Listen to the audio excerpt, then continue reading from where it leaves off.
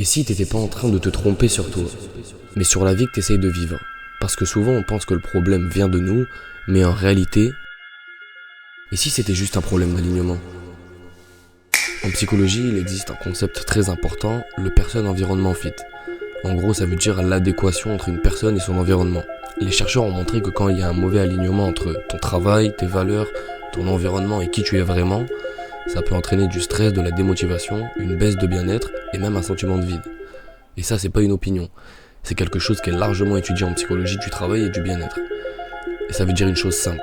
Ton inconfort peut être ton signal, pas une faiblesse. Mais pourquoi tu te sens pas à ta place? T'as déjà eu cette sensation? Tout est ok sur le papier, mais à l'intérieur, quelque chose cloche. Tu fais ce qu'on attend de toi. Tu suis un chemin logique, mais tu ressens pas de vraie satisfaction. Et ça, c'est hyper courant. Les études sur le bien-être montrent que le bonheur ne dépend pas juste de l'argent ou du statut, mais surtout de l'alignement entre ta vie et tes besoins profonds. Donc si t'as cette sensation, c'est pas forcément que t'as un problème, c'est juste que t'es pas dans un environnement qui te correspond.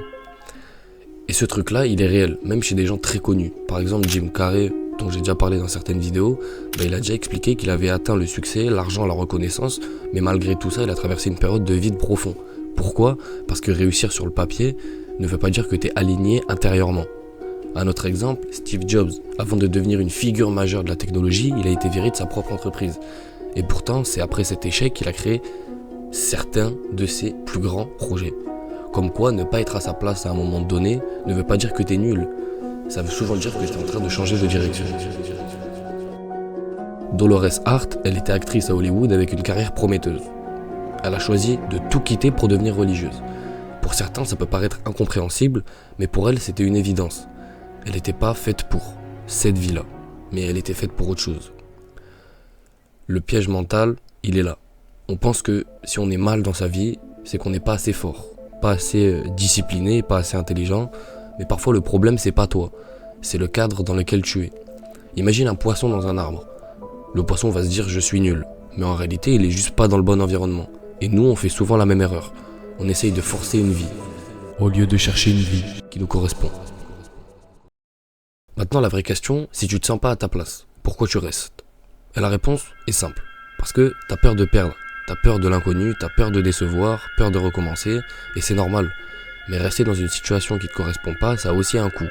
Le coût c'est ta motivation, ton énergie, ton mental, et petit à petit ça te vide. Donc non, ça ne veut pas dire que t'es pas fait pour réussir, ça veut dire que t'as peut-être pas encore trouvé ton alignement, et ça change tout. Parce que ça transforme ton problème en quelque chose de différent.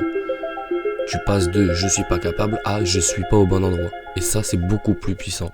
La question devient alors qu'est-ce qui me correspond vraiment? Et ça personne ne peut te le dire à ta place. Ça demande de tester, de changer, de te tromper, d'apprendre, mais surtout de t'écouter. Parce que ton ressenti c'est une donnée. Et si quelque chose te rend mal, c'est pas forcément à ignorer. C'est peut-être un signal.